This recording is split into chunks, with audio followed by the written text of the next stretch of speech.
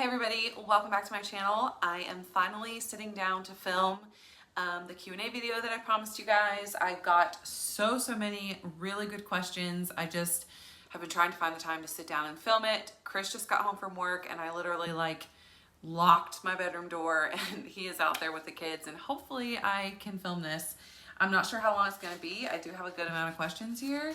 So we'll just see how many we can get through in a reasonable amount of time. So I'm just going to go ahead and get started.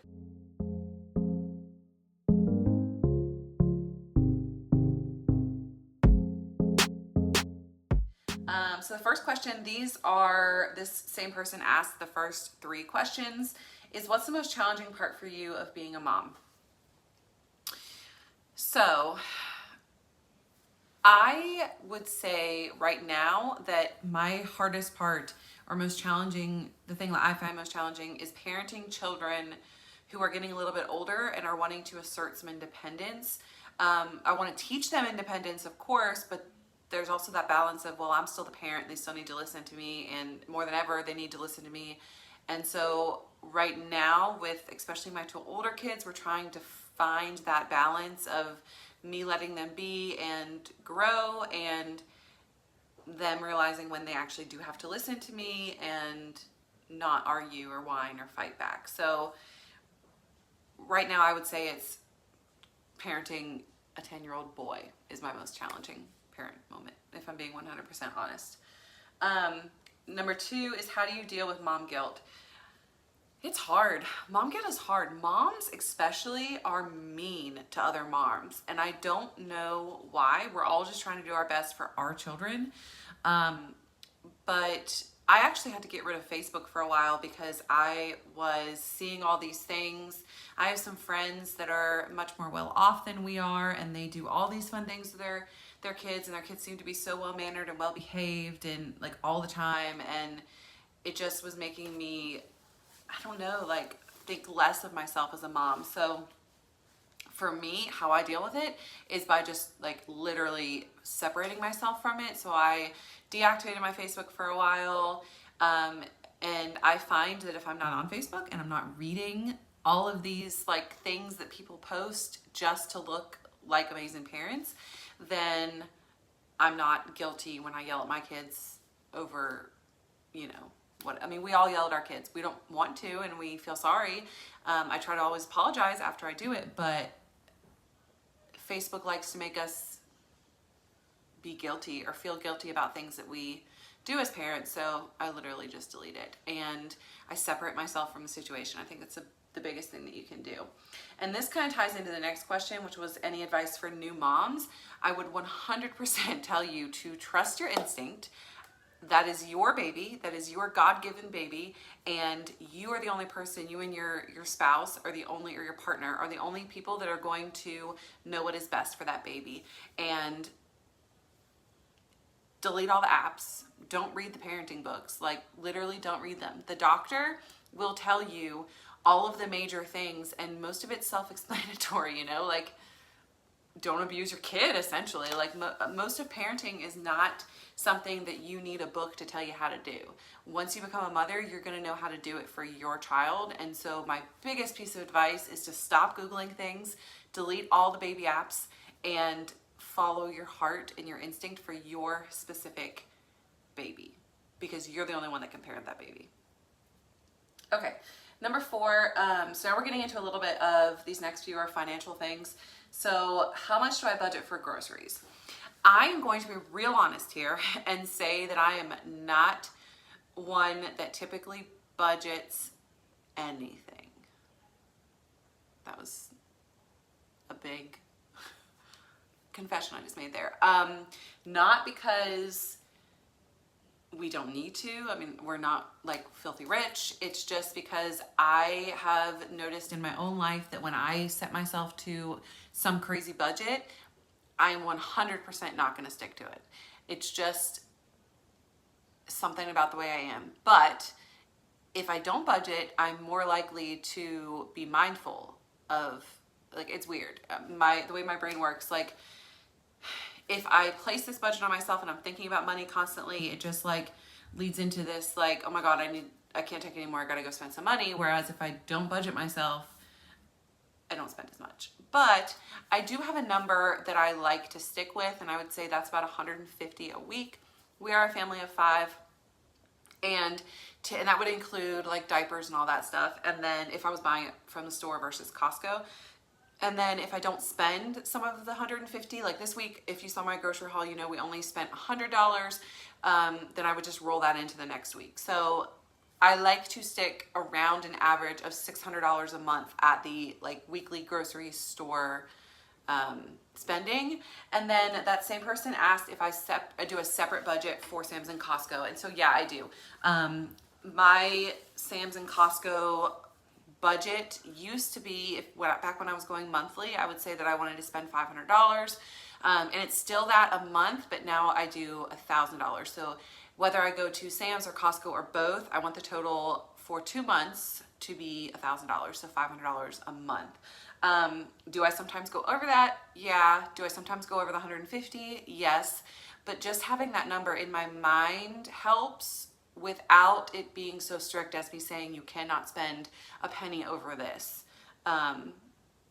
It's just the way my brain works. I'm a little weird about that, but I don't necessarily budget. Like we're not the type of people that sit down and do like, you have a grocery budget, a eating out budget or whatever. We've tried it in the past and it just didn't work for us. And I think that you have to do what works for you as a family. So that was a long-winded answer to $150 a week, $1,000 for Costco or Sam's. If you had an unlimited budget, where would you shop and what would you buy? So when I first saw this question, I've been really thinking about this one. I have my cold brew coffee too. Like this one really got me thinking. I was like, man, I need to come up with a good answer for this. I know that I'm a haul channel and that you guys see me like go out and buy stuff all the time, but I'm actually not one that would spend. I'm actually pretty cheap in other than like at Costco. I don't go out like shopping to big stores. I'm not wanting to get my nails done. So I really had to think about this one and think about what I would buy if I had like an unlimited budget to buy whatever I wanted to in the world. I think I would buy a beach house. I think, you guys know that we lived in North Carolina. We visit the Outer Banks a lot. I think it's gorgeous, and I think I would go and buy a house on the Outer Banks if I had an unlimited budget, which those are like upwards of $1 million, so not something that is probably ever going to happen, but that's probably what I would do if I had unlimited money. It would be nice to be like, yeah, I would go to the mall and spend whatever I wanted in a day, but like, I'm one that looks at the price of a shirt and I'm like, I'm not paying $40 for that shirt. You know what I mean? So I think it would be a big ticket item like a house or a specific car that I wanted. I would love a Denali Yukon XL. Something like that. Something that would serve my family as well and not just be like wasteful spending. Okay. So this person, I assume, was talking about her YouTube channel. So she said, I found it easy to get to 99. I'm waiting for 100 now by my computer. I know that feeling. Once you got to 100, how did you find getting to 500 and 1,000, etc.? Any tips or tricks I would be happy to know. So I could literally make an entire video about that, about how I grew on YouTube. I do think that I grew like moderately fast compared to a lot of other people that I've seen, and I don't think it was anything that I really did special. The only thing I would say is to, like, my number one tip would be to follow your audience. So if you post a video, no matter what it is, if it's cleaning, if it's a haul video, whatever, and you notice that your audience likes that and it gets a lot of views and it gets a lot of attention and your click-through impressions rate is good, keep making that type of video because that's what your audience wants to see. It's literally, I know it's hard to get seen sometimes, but like if you consistently upload the things that perform well on your channel, you should continuously grow. And that's what I did. When I first started making YouTube videos, I made a lot of cleaning videos, decorating videos, stuff like that, and they didn't perform that well on my channel. And so I don't really make them anymore. I would love to make a cleaning video here now and again because that's literally all I do with my life, and it'd be easy to film one, but they don't necessarily usually perform pretty well on my channel. The decorating videos did okay, and I probably will do like a fall decor something because I love it. But yeah, I would say, I'm going off on some tangents in this video, y'all. I would say 100% follow what you notice performs well on your channel and keep making videos and keep the include that or those tags or those metadata titles and stuff.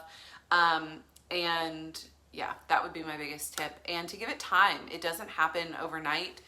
Definitely, very rarely does it happen overnight for anyone. And it just takes time and patience and really studying your analytics and your audience and finding out what they want to see. So that would be my advice. And don't give up, because don't give up on yourself. You can do it. I have faith in you. Tell me your channel name. I'll subscribe to you. Okay. If you could go back in time, this was another one that got me and like really made me think. If you could go back in time, what year would you pick? I'm a 1980s baby and I would love to go to the 60s. So, okay. So if you mean like if I go back in time and I would have to live there forever, I don't really know. Maybe like before the internet was around, because I feel like the whole internet has really 100% has changed the world, but it's made it very difficult to live a happy, I mean, it's pretty much like everything in your face all the time, like with politics and news and believe this, no believe that, or do this, no do that. It's a lot for anybody to take in all the time. So I think I would like to live, like I would say, like if I was living there permanently, the 50s or the 60s for sure. My mom used to joke and say that I should have been a 1950s housewife, and I 100% agree. Like, the old saying, barefoot and pregnant, except I don't want to be pregnant, like that's me. But if I was going back to a time period just so that I could see what it was like, I think I would pick like the early 20s before the Great Depression, when it was like, the roaring 20s, like the Great Gatsby era. I would love to go and see what that was like. I used to do some in-home nursing care for a lady who was born in she was 95. She was born in 1917. And to hear her stories of her childhood it was so much fun. Like I would love to just visit that era and see what it was like to live there or to be alive in that time period. Okay, do you work outside the home? So these two questions were from the same person. Do you work outside the home, and your biggest pet peeve? I did a video recently. I have been doing some side work, delivering some groceries, some Walmart grocery orders. I really just do it for me to have something to do and to contribute a little bit. I am somebody that feels better when I am contributing to the household in more than just contributing financially in some way to the household. So I only do that a few evenings a week, usually just 2 evenings a week. After Chris gets home, he keeps the kids. We were taking the kids with us for a while, but that just didn't work out. So we're not doing that anymore, but it earns us a couple $100s a week, and it helps me and my mind from being a stay-at-home mom. So that, yes, I do. And then my biggest pet peeve,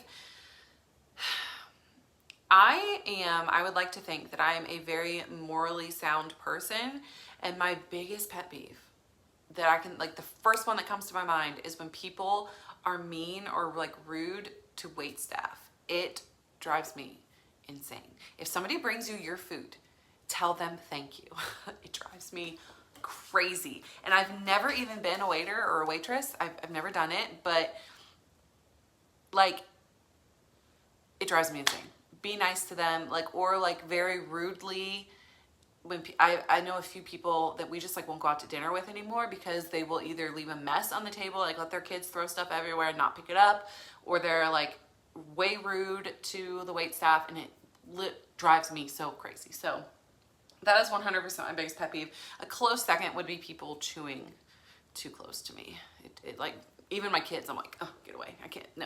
Kylie will come try to eat her snack, and she'll be looking at me or talking to me, and I'm like, you gotta go. You gotta get away. I just can't. I can't take it. So those two, 100% for sure.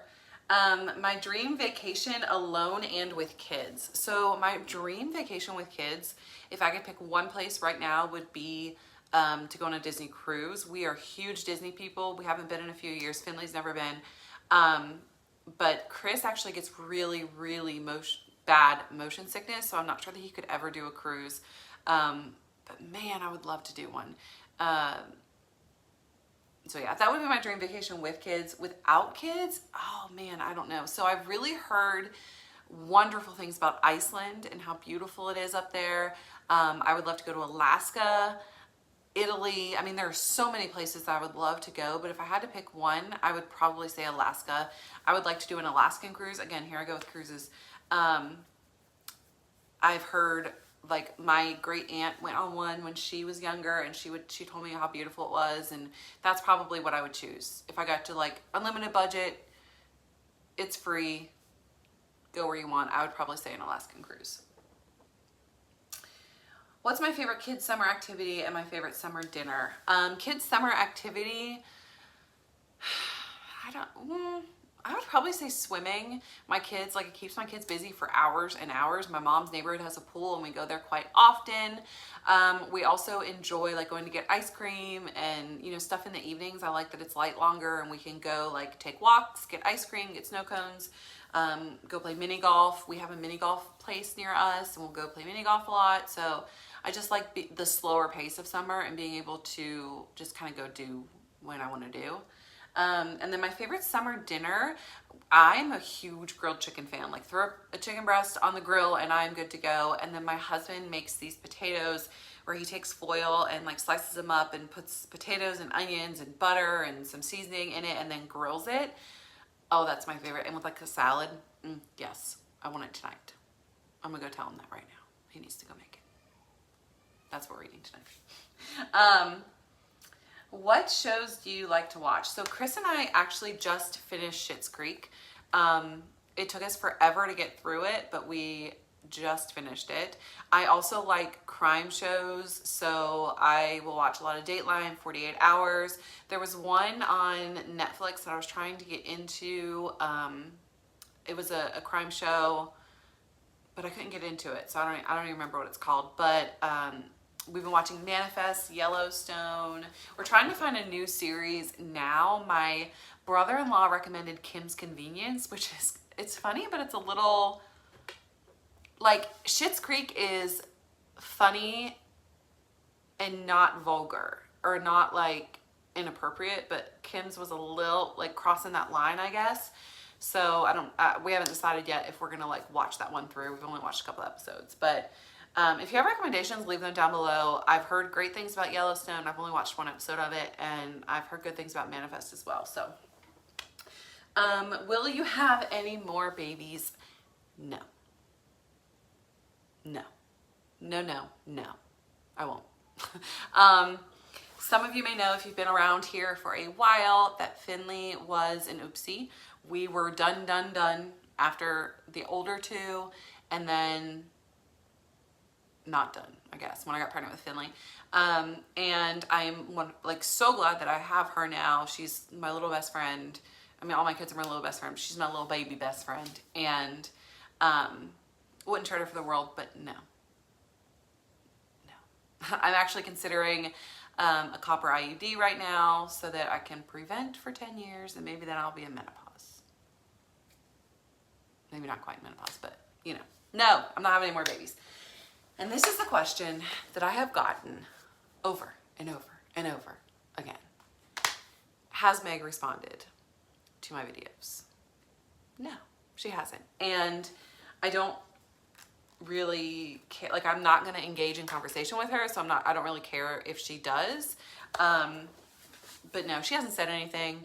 There's been a few of her, like, really loyal followers comment on things or email me, and I mean, you know, that is what it is. I don't engage with that either. Josh did respond. He actually commented on both videos, so I thank him for that, and I'm glad that he was able to see them. But no, Meg hasn't responded, and I don't expect her to, and I don't really care, you know, whatever. You know, it wasn't really to get her attention. Well, I guess maybe if she was gonna, like, change her ways, but it wasn't really specifically to get her attention. So Okay, that is all the questions that you guys left for me. If you have any more, leave them down below and I'll try to answer them in the comments, respond back to you. Thank you guys for asking me these questions. The last time I did a Q&A, I think I had like, it was like my 500 subscribers one, and now we're at like 2,300, so almost 4 times as many subscribers. So hopefully some of you will learn some new stuff about me. And thank you for being my subscriber. Thank you for joining this community. Like I said in my video on Monday, I'm so thankful that I have a community that I'm able to express myself in, like I did with those videos on Friday. I'm so thankful for you guys, and I can't wait to see where this goes and where we can take this in the community that we can build. So if you have any more questions, leave them below. And yeah, I will be back with another video on Friday. I hope that I have one prepped. I'm hoping to get that one up by then. And until then, guys, I hope that you have a fantastic evening, a great day tomorrow, and I'll see you Friday. Bye, guys.